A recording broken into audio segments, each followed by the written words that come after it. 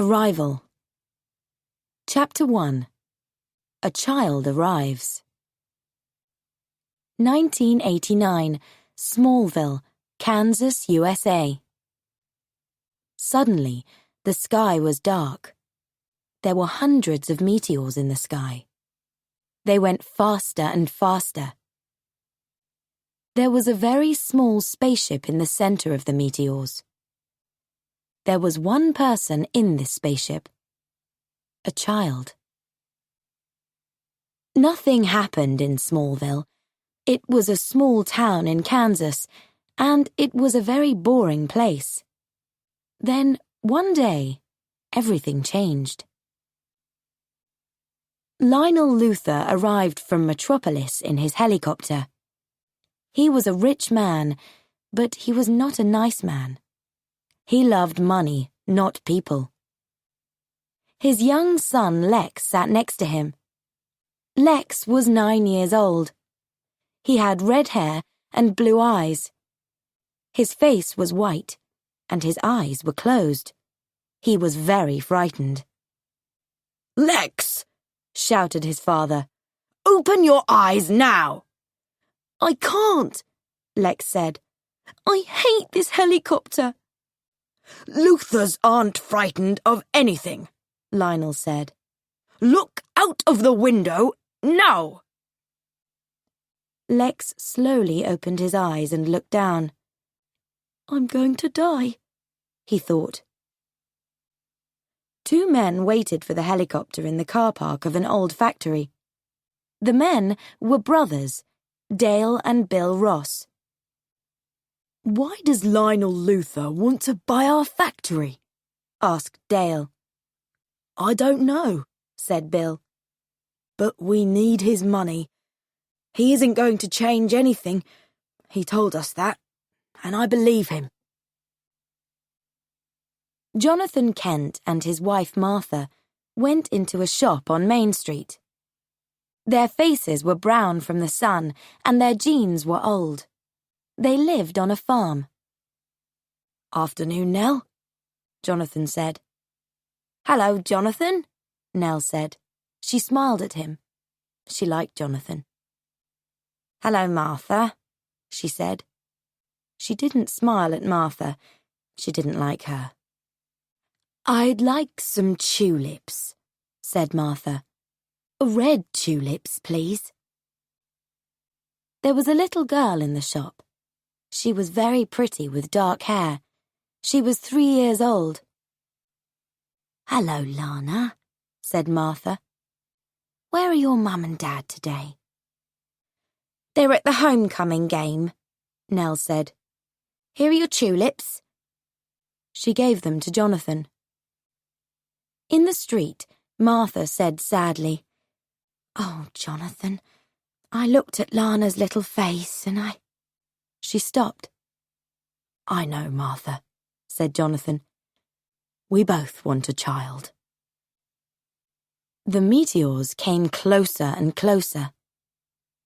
At the factory, Lex was bored. He walked away into a cornfield next to the factory. Lionel Luthor read the papers. "Where do I put my name?" he asked the Ross brothers. He smiled. The factory was his now. Alone in the field, Lex suddenly heard something. "Help me!" What was it? Then he heard it again. "Help me!" He walked through the corn, and suddenly there was a scarecrow. Lex was frightened. That scarecrow can talk, he thought. But then it wasn't a scarecrow. It was a teenage boy. The boy was on a big wooden pole. He had no shirt. There was a big red S on the front of his body. "Help me, please," he said one more time. Boom! The first big meteor crashed into the cornfield. Lex ran. A car stopped opposite Nell's shop on Main Street. Nell took little Lana in her arms and walked out of the shop. Lewis and Laura Lang were in the car. Lana saw them. "Mummy! Daddy!" she shouted. Nell looked up and saw a big meteor in the sky. Boom! The meteor crashed into the Lang's car. Lana's parents were dead. Lionel Luther ran across the cornfield. "Lex, where are you?" he shouted. He saw some red hair on the ground. Then he found his son. Lex was on the ground. He was very frightened. But where was his beautiful red hair? He was 9 years old, and he now had no hair at all. Jonathan and Martha Kent were on their way home. Suddenly, a meteor hit the road behind them. "What was that, Jonathan?" asked Martha. "What's happening?" Thoom! A spaceship crashed into the road in front of them.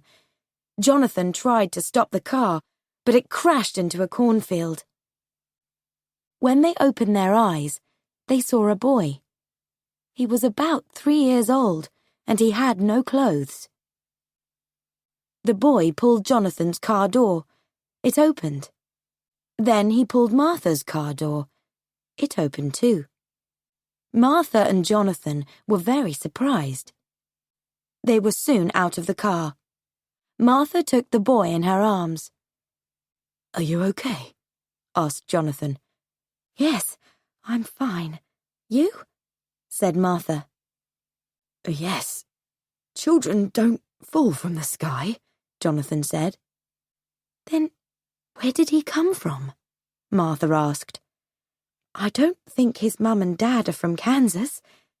"We can't keep him, Martha," said Jonathan. "What can we say to people? We found him in a cornfield?" "We didn't find him, Jonathan," said Martha. "He found us."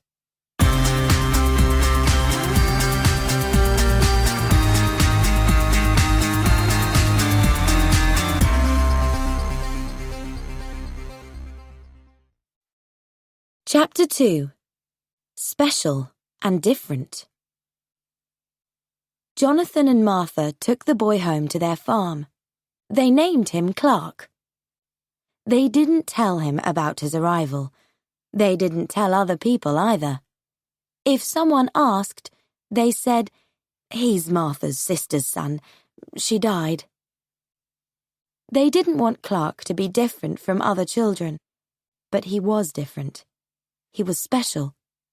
He was very strong. He was very fast. Nothing hurt him. When he was 8, a big milk can hit his head. It didn't hurt him. 2001, Smallville, Kansas, USA. Clark sat at his computer. Every morning he used the internet. He wanted to find stories about special people, very strong people, very fast people. "Clark Kent," Martha called. "You're going to be late for the bus." "Okay, I'm coming," shouted Clark. He put on his school clothes and shoes, cleaned his room, and put his school books in his bag. All in 1 minute. Martha came into his room with some clothes. "You can wear these to the homecoming dance this weekend," she said. "I'm not going, Mum," said Clark. "I haven't got a girl to go with." "Did you ask anyone?" Martha asked. "No," he said. He ran down to the kitchen. "What's that letter, son?" asked Jonathan. "It's for the football team," said Clark. "They want some new players." "You can't do it," said Jonathan. "Oh, please, Dad," said Clark. "I can run slowly. I can be careful." "I'm sorry, Clark," said Jonathan, "but the answer is no." "I don't want to be different," shouted Clark. "I can never do normal things. People at school think I'm a loser." He ran out of the door. "We must tell him about the spaceship," Martha said to Jonathan. Clark walked to the bus stop. He was late again. The school bus drove off without him. "Oh no," he said. "Everything's going wrong today." Suddenly, he smiled a big smile. He turned and ran through the field at 100 kilometers an hour. The bus arrived at school. Clark's friends, Pete Ross and Chloe Sullivan, were on it. Chloe was new in Smallville. Her dad worked at Luther Corps. She wrote for the school newspaper and took photos for it. She was always ready with her camera.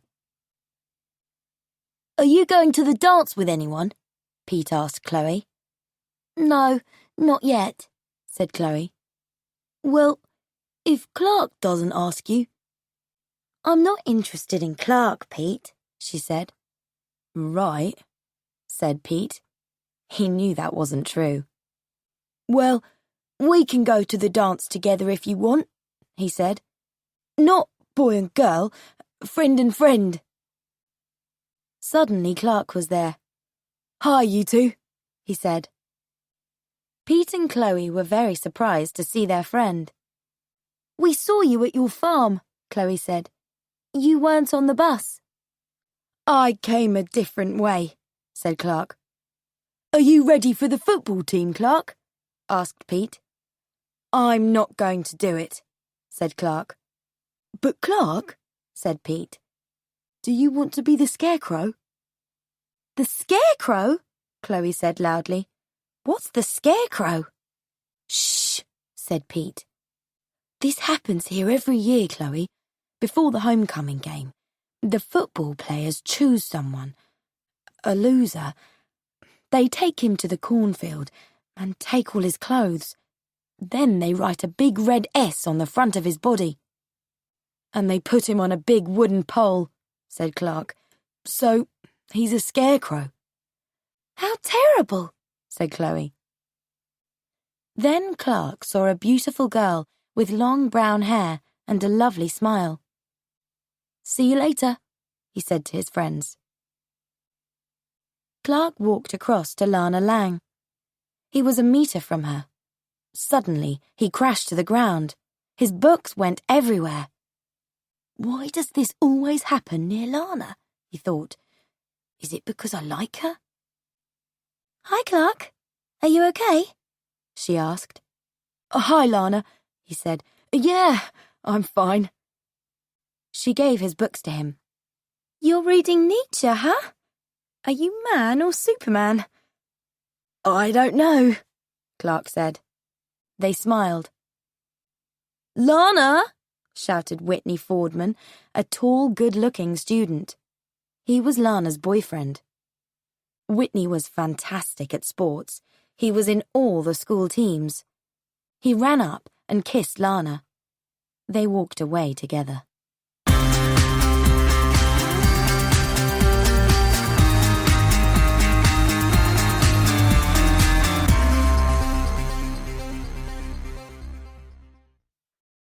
Chapter 3. 2 Terrible Shocks. A student looked at the photos of the school sports teams. He looked at the 1989 photo. "You're late for your class, young man," said a teacher behind him. The student turned. "What's your name?" asked the teacher. "Are you new?" Suddenly, the student hit the teacher in the face. A big blue electric shock went from the student's hand into the teacher's body. The teacher crashed into the wall. The student took the photo of the 3 happy football players and left the school. "I'm gonna get you," he thought. Lex Luthor drove his Porsche through the country to the Luther Corp factory in Smallville. "The Smallville factory doesn't make any money," Lionel Luthor said to his son. "Go to Smallville, make changes." So Lex left Metropolis, and here he was, in the center of nowhere. Great. Lex arrived at Luther Corps. He was 21 years old, and he still had no hair. He walked into the factory. A man sat at a desk with his lunch. "Mr. Luther," the man said, surprised. "My name's Gabe Sullivan." "Call me Lex." "The workers aren't happy, Lex," said Gabe. "They're frightened about their jobs." "It's okay," said Lex. "I want everyone to stay." "But your father said—" "I'm not my father," said Lex Luthor. Later, Lex drove down a small country road at 100 kilometers an hour. His car radio played loud music. Not far away, Clark was on a bridge. He looked into the water. He thought about his life, and he wasn't happy. He didn't hear Lex Luthor's car. Lex answered his mobile phone. He didn't look at the road for a minute. He drove onto the bridge. Then he saw Clark. He tried to stop the car, but Clark was right in front of him. "I'm going to hit him," Lex thought. Their eyes met. Then Lex's car crashed into Clark. Boom! The car and Clark went over the bridge and into the water. Clark's eyes closed, and everything went black.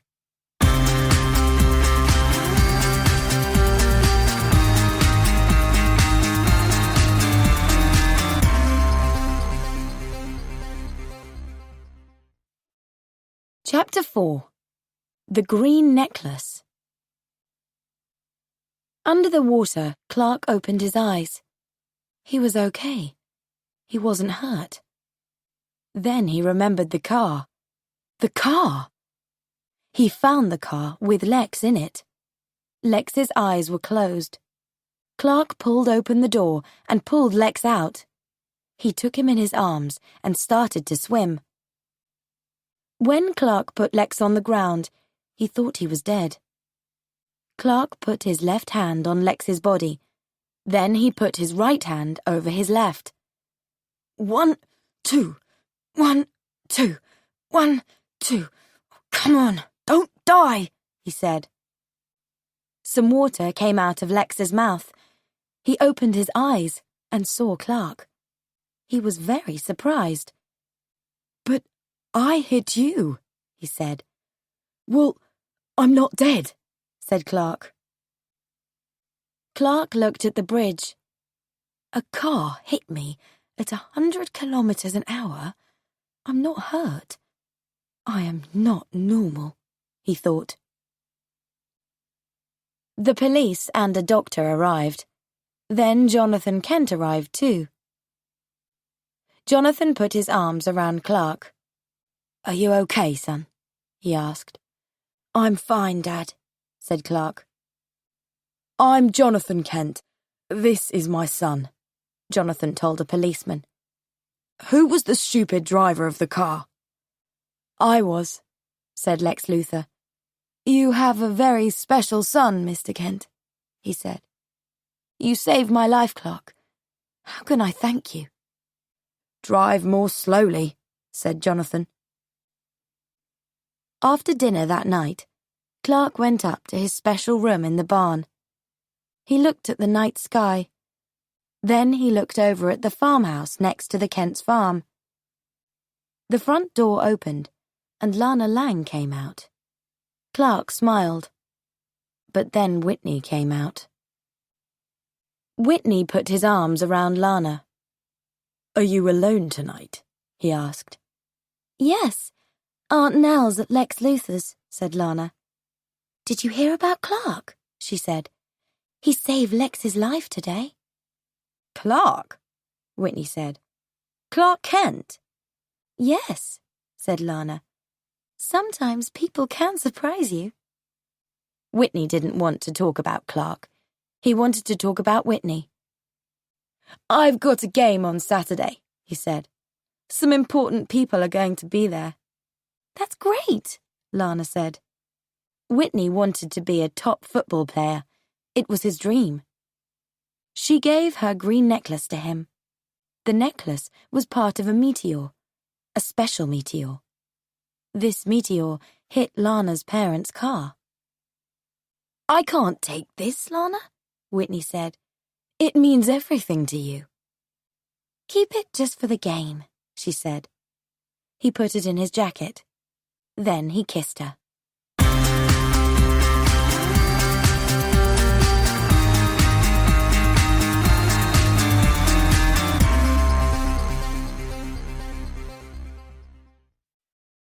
Chapter 5. The True Story. Tony Carrozza had a job at a car place. It was evening. It was almost time to go home. A boy came into the shop. "I'm sorry," said Tony. "We're closed." The boy said nothing. Tony looked at him carefully. "I know you," he said. "You were that scarecrow years ago. What happened to you? Why aren't you older?" The boy still said nothing. "Answer me, stupid," said Tony. "I'm talking to you." The boy suddenly hit Tony in the face. A big blue electric shock went from his hand into Tony Carrozza's body. Tony crashed onto the floor. He didn't move. On the wall, there was a photo of 3 happy football players. The boy smiled and left the shop. It was the day after the car crash. When Clark walked into school, every student said, "Nice work, Clark." "Am I at the right school?" Clark asked Pete and Chloe. "You saved Lex Luthor's life," said Chloe. "This is going in the school newspaper." "My dad hates the Luthors," said Pete. "Yes, but Lionel Luthor bought your dad's factory, not Lex," said Clark. When Clark arrived home on the farm that afternoon, he found a new red car in front of the house. There was a letter on the car. Clark opened it. "Thank you, Clark," he read. "I hope you like red." Clark looked at the car. He was very excited. "You can't keep it, Clark," Jonathan said. "Why not?" "Because the Luthors aren't good people. They're rich thanks to Smallville. They bought our friends' houses and their farms." "Lex's father did all that," said Clark. "Not Lex." "I'm sorry, Clark," Jonathan said. "I know you're angry." "Angry?" shouted Clark. "You have no idea." He ran up to his room in the barn. "You must tell him now," Martha said. Jonathan went to Clark's room. He put his arms around his son. "I'm going to tell you the story of the day of the meteors," he said. He gave Clark a picture. There were lots of letters and numbers on it. Was it a language? "I think this is from your mum and dad," he said. "What does it say?" Clark asked. "I have no idea," said Jonathan. "They came from a different world." "A different world?" laughed Clark. "So I arrived in a spaceship? That's stupid." "Do you want to see that spaceship?" asked Jonathan. "It's under the barn." When he saw the little spaceship, Clark was very angry. "Why didn't you tell me this before?" he shouted. He ran out of the barn.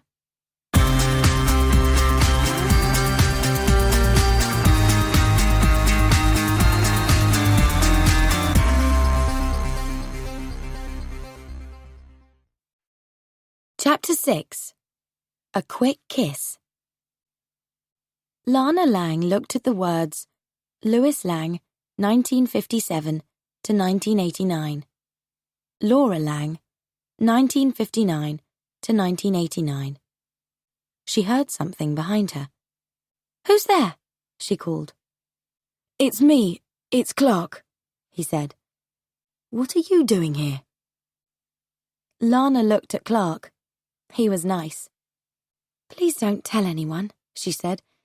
"I come here to talk to my mum and dad. Is that stupid?" "No, it isn't stupid," Clark said. "Do you remember them?" "Not very well," said Lana. "They died when I was 3. Do you want to meet them?" She sat on the ground. "Mum, Dad, this is Clark Kent," she said. "Hi, Mr. and Mrs. Lang," said Clark. "I'm sorry? What's that?" He sat down and listened. "Your mum says, 'You're never alone, Lana,'" he said. "And your dad says, 'You're beautiful.'" Lana smiled. "Thank you, Clark," she said. "Can I walk home with you?" asked Clark. "Yes, thanks," said Lana. When they arrived at Lana's house, she said, "We talked for a long time tonight, Clark. It was nice." She kissed him quickly. "Good night, Clark." She ran into the house. Clark was very happy. But there was someone at Lana's house. He saw the kiss, and he was very angry. It was Whitney Fordman. The next day before school, Clark drove the red car back to Lex Luthor's house. The house was big and old. The front door was open. Clark walked in. "Hello," he shouted. "Is anyone at home?" "Clark," said Lex. "What are you doing here? How's your new car?" "I love it," said Clark. "But I can't keep it." "Why not?" "You saved my life, Clark. I want to thank you," Lex said. Then he said, "Oh, I get it. Your dad doesn't like me." Clark didn't say anything. "It's okay," said Lex. "I understand." "It's not you," said Clark. "He doesn't like your father." "Thank you for the car, Lex. I'm sorry I can't keep it." "I changed after that crash," said Lex. "When I was under the water, I saw my life in Smallville in a new way.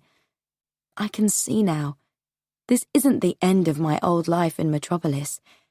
It's the start of my new life here. So thank you, Clark. I hope we can be friends for a long time."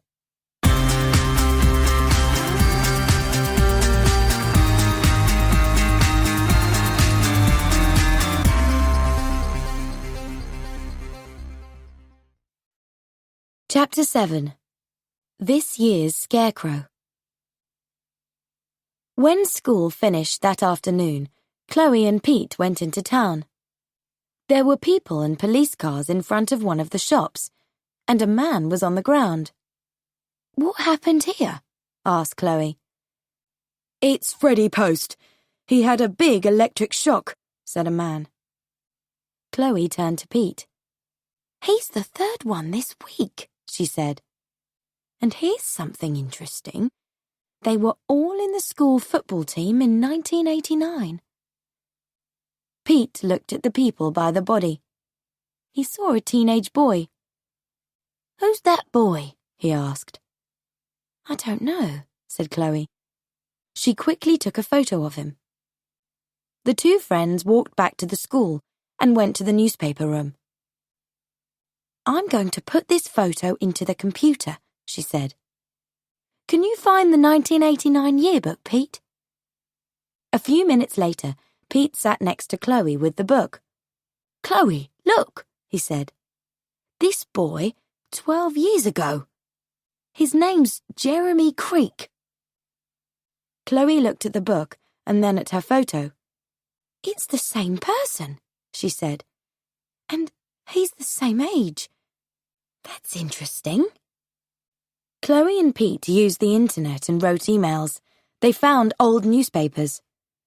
"I'm going to find Clark," said Pete. "We must tell him about this." Pete came back with Clark. Clark looked at the two photos of Jeremy Creek. "Jeremy had a big electric shock 12 years ago," said Chloe. "He was in hospital for 12 years. A few days ago, he woke up and ran away." "So, why is he back in Smallville?" asked Clark. "Why is he giving electric shocks to people?" "Because 12 years ago," Pete said, "they put him on a pole in a field. He was that year's scarecrow." The meteors crashed into Smallville that day, said Chloe. Oh no, thought Clark. All this happened because of me. That was the day of my arrival. He looked at a photo in one of the old newspapers. It was a little girl. She had a terrible look on her face. It said under the photo, "Meteor hits Mum and Dad." So, what do you think, Clark? Asked Chloe. Clark knew that little face in the photo. Oh no, Lana. Why didn't you tell me about this before? He shouted. I did this! He ran from the room. In front of the school, he met Whitney. Hi, Clark, said Whitney. I'm looking for you. You're this year's scarecrow. Leave me alone, Whitney, said Clark angrily. Or I'm going to... You're going to what? Said Whitney. Come on, Clark, hit me. He took off his jacket. Clark moved nearer to Whitney, but he suddenly started to fall. He saw Lana's green necklace under Whitney's open t-shirt. What's between you and Lana? Shouted Whitney. You can have her necklace. He took off the necklace and put it on Clark. But you can't have Lana. I'm taking her to the dance tonight. Clark didn't feel well. He tried to move, and then everything went black. Whitney and two of his friends put him in a car. Jeremy Creek watched everything, and he remembered this day 12 years ago.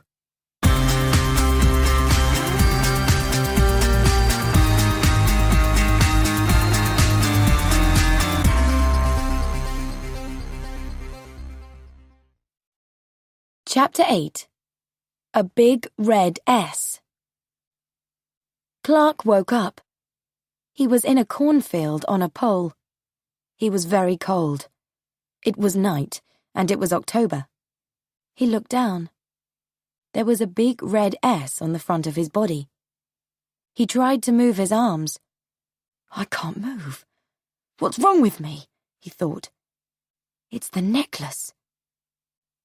Suddenly, there was a boy in front of him. It hurts, said the boy. I remember that. You're Jeremy Creek, said Clark. No, Jeremy Creek died 12 years ago, said the boy. He started to walk away. Where are you going? Asked Clark. To the school dance, said Jeremy. I didn't go in 1989. Please help me, said Clark. No, Jeremy said. You stay here. I don't want to hurt you. Jeremy walked down the road. Lex Luthor drove by and saw him. I know that boy, he thought. But how? From where? He stopped the car. Then he remembered the field 12 years ago, the boy on the pole, the big red S. He got out of the car and went into the field. Help me, he heard. Help me, please. It's not possible, Lex thought. Then he saw him. Clark, he shouted. Lex helped Clark. Clark pulled off the necklace. You need a doctor, Clark, Lex said. Without the necklace, Clark was suddenly Clark again. He didn't need a doctor. I'm okay. Thanks, Lex, he said. He found his clothes and ran into the night. Lex saw the necklace on the ground. He put it in his jacket and walked back to his car. At the school dance, the band played and everyone danced. Jeremy Creek didn't dance. He was behind the school building. He opened the door of a large box. Water, it said. They're all going to die now, he thought. Suddenly Clark was behind him. Stop this now, Jeremy, he said. You, said Jeremy. What are you doing here? You're not going to hurt my friends, said Clark. You don't understand, said Jeremy. I'm doing this for you and the others. No more scarecrows. No, Jeremy, stop it, said Clark. Jeremy hit Clark in the face, but he had a surprise. Clark wasn't hurt. There was a car next to Jeremy. He opened the door and started it. He drove at Clark. Clark put his arms in front of him, but Jeremy didn't stop. Clark was on the front of the car when it hit the water box. There was water everywhere. It gave Jeremy a big electric shock. His body was blue. Then everything was quiet.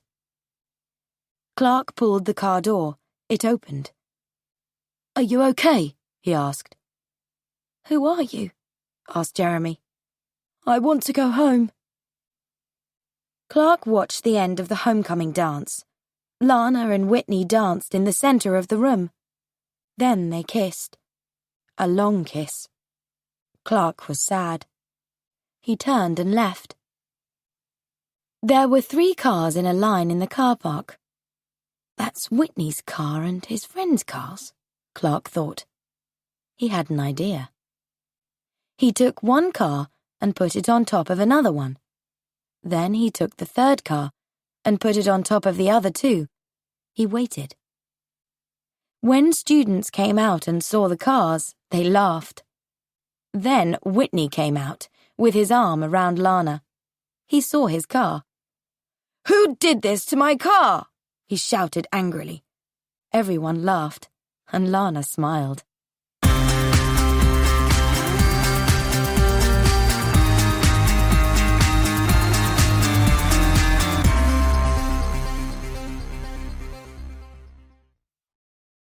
Epilogue. Thanks for the dance. "Clark," called Jonathan when he came home. "Lex was here. This is for you." He gave Clark a small box and a letter. Lana's necklace was in the box. Clark read the letter. "I found this necklace in the cornfield, Clark. We're friends now, so please keep this box. My mother gave it to me many years ago. It's very special. Lex." Clark opened the box and saw the necklace. He didn't feel well. He closed the box again, and he was okay. It was a special box. "I must remember that," he thought. "Hello, Clark." It was Lana, in his room in the barn. "Lana!" he said, surprised. "What are you doing here?" "You didn't come to the dance," she said. She walked up to him and put her arms around him. "Let's dance now." They danced to the music. Clark closed his eyes. Suddenly he heard a car. He opened his eyes. Lana wasn't there. It was a daydream. He looked through the window. A car arrived at Lana's house. The necklace! Clark took it to Lana's house. He put it on her front door. He was back in his room before Lana opened the car door. He moved faster than the wind, and nobody saw him. When Lana arrived at her front door, she saw the necklace. She took it and put it on. "Oh, Whitney, you are fantastic," she thought. "Good night, Lana," Clark said quietly. "Thanks for the dance."